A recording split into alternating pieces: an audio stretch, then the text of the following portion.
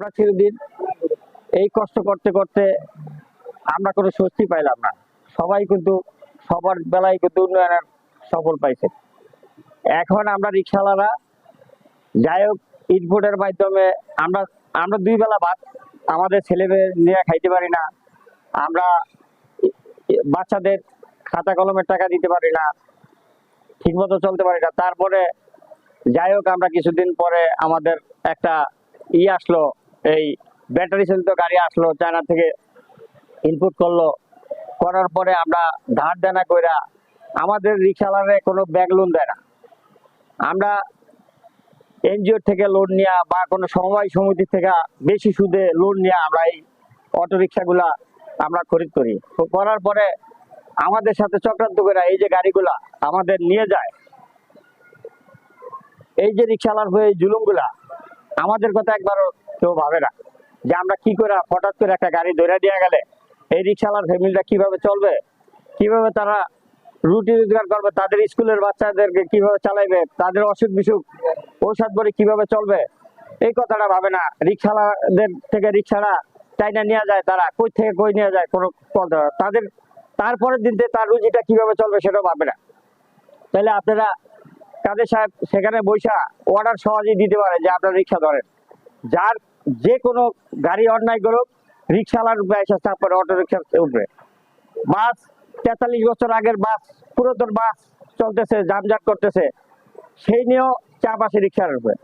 কিন্তু আমরা রিক্সাওয়ালা তো মেন রোডে উঠি না, আমরা ভিতরে থাকি। ভিতরে থাকার পরও আমাদের কেন এত হয়রানি? রিক্সাওয়ালাদের জন্য কোনো আজ পর্যন্ত কোনো স্বস্তির কোনো কিছু মিলে নাই।